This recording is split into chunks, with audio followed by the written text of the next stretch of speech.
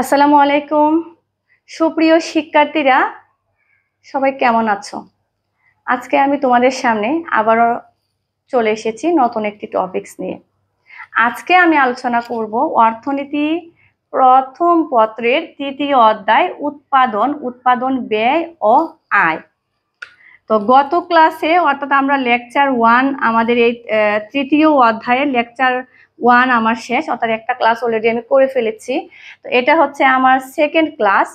তো আমি গত ক্লাসে বলেছিলাম যে আমরা উৎপাদন সম্পর্কে আমরা মোটামুটি ধারণা পেয়েছি, উৎপাদন সম্পর্কে আমরা জানি উৎপাদন কাকে বলে, মোট উৎপাদন কাকে বলে, গড় উৎপাদন কাকে বলে, প্রান্তিক উৎপাদন কাকে বলে, এবং উৎপাদনের উপকরণ সম্পর্কেও আমরা সবাই জানি যে আমাদের উৎপাদনের উপকরণ 4টি: ভূমি, শ্রম, মূলধন ও সংগঠন। তো আজকে আমরা দেখব যে মোট উৎপাদন রেখা কিভাবে অঙ্কন করা যায় এবং প্রান্তিক উৎপাদন রেখা কিভাবে অঙ্কন করা যায়। আমি তোমাদেরকে সব সময় বলেছিলাম যা অঙ্কন করতে বলে এটা কিন্তু আসলে কোনো রুলস না, আমি নিজে থেকে বের করেছি যে আমাদের অর্থনীতি ইন্টারমিডিয়েটের অর্থনীতিতে যতগুলো রেখা আছে যা অঙ্কন করতে বলে তাই সবসময় লম্বকে হয়। আমরা যখন অনার্সে পড়াশোনা করি তখন যখন আমাদেরকে 200-300 চিত্র আমাদের মাথায় রাখতে হয় তখন আসলে আমরাও কনফিউশনে পড়ে যেতাম যে ভূমিয়ককে আমি কি ধরবো, লম্বককে আমি কি ধরবো। আর তোমরা ইন্টারমিডিয়েটে যারা আছো তোমাদের অনেক সময় তোমরা ভুল করে ফেলো, ভূমিয়কেরটা লম্বককে তোমরা নেও এবং লম্বকেরটা তোমরা ভূমিয়ককে ধরো, অর্থাৎ এই ভুলটা তোমাদের কমন ভুল। যার কারণে আমি তোমাদের সব সময় বলি যে অর্থনীতিতে অর্থাৎ এইচএসসির অর্থনীতিতে আমি দেখি যে প্রথম পত্রে যে চিত্রগুলো অঙ্কন করতে বলে তা সবসময় লম্বককে হয়। তো একইভাবে আমরা এখানে দেয়া আছে শ্রম নিয়োগের পরিমাণ দেয়া আছে, এটা একটা উদ্দীপক। শ্রম নিয়োগের পরিমাণ দেয়া আছে এবং মোট উৎপাদন দেয়া আছে। তো আমরা যেভাবে আগে চিত্র অঙ্কন করেছি আমাদের চিত্র অঙ্কনের সিস্টেমগুলো সবই একই থাকবে।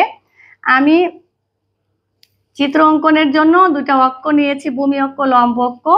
তো ভূমি অক্ষে হবে শ্রম নিয়োগের পরিমাণ, শ্রম নিয়োগ, আর লম্ব অক্ষে হবে হচ্ছে আমাকে কি অঙ্কন করতে বলেছে, মোট উৎপাদন।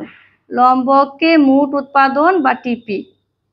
তো এখানে আমি লম্ব অক্ষ ভূমি অক্ষ ডিসাইড করার পরে আমি যেটা করি সেটা হচ্ছে আমি প্রত্যেকটা অক্ষের সর্বোচ্চ মান কত সেটা জানি।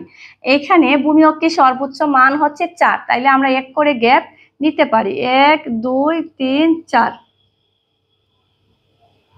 তারপরে লম্ব অক্ষের সর্বোচ্চ মান হচ্ছে 17, আমরা এখানে 5 করেও গ্যাপ নিতে পারি, আমরা 2 করেও নিতে পারি, এটা যার যার সুবিধা। আমি এখানে 5 করে গ্যাপ নিব, 5 10 15 20। তো এইখানে তোমরা দেখো আমাদের মান লাগবে 4, তো 5-এর একটু নিচে আমি 4 বসাতেই পারি। তারপর হচ্ছে 10 তো আছে, 14, 15-এর একটু নিচে হচ্ছে আমি 14 দিব, অর্থাৎ 10 আর এখানে দিব আমি 14, 10 আর 15-এর মধ্যে 5 গড়ের গ্যাপ। অথবা আমারটা অ্যাকুরেট হবে না, তোমরা যখন স্কেল দিয়ে অঙ্কন করবে অবশ্যই তোমাদেরটা অ্যাকুরেট হবে। আর একটু 19-20 হলে কোনো সমস্যা নাই, যেটা চোখে যেটা ধরা যাতে না পড়ে। তারপর আমার আছে 17, তো 15 আর 20-এর মাঝামাঝি হচ্ছে 17.5, তাহলে 17টা একটু নিচে হবে।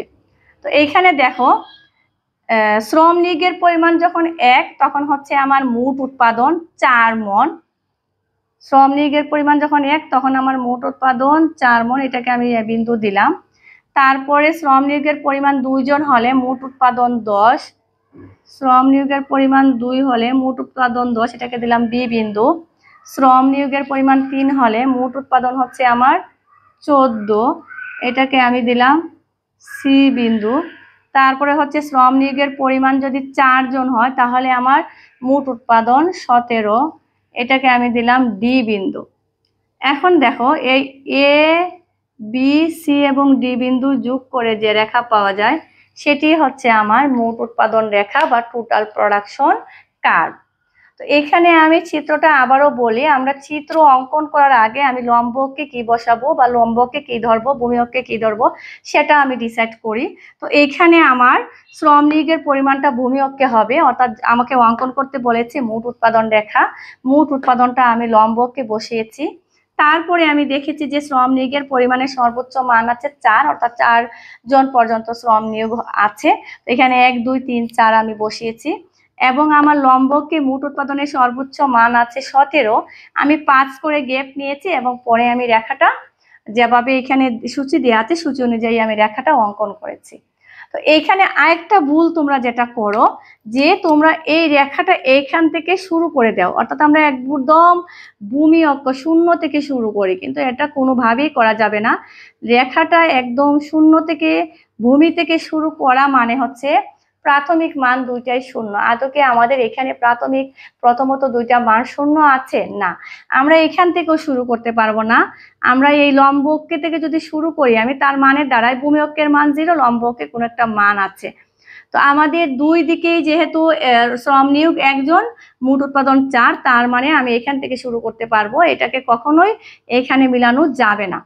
তো আমরা আগে যেভাবে বর্ণনা শিখেছি আমরা একইভাবে বর্ণনা দিব, যে উপরের চিত্রে ও এক্স ভূমি অক্ষে শ্রম নিয়োগের পরিমাণ এবং ও ওয়াই লম্বকে মোট উৎপাদন ধরা হয়েছে বা দেখানো হয়েছে। এখন শ্রম নিয়োগের পরিমাণ 1, 2, 3 ও 4 জন হলে মোট উৎপাদন যথাক্রমে 4, 10, 14 ও 17 মন হয়, যা A B C O D বিন্দু দ্বারা দেখানো হয়েছে। এখন এই A B C O D বিন্দু যোগ করে যে রেখা পাওয়া যায় সেটি উদ্দীপক হতে অঙ্কিত মোট উৎপাদন রেখা। অর্থাৎ আমরা জানলাম কিভাবে সূচি থেকে মোট উৎপাদন রেখা অঙ্কন করা যায়।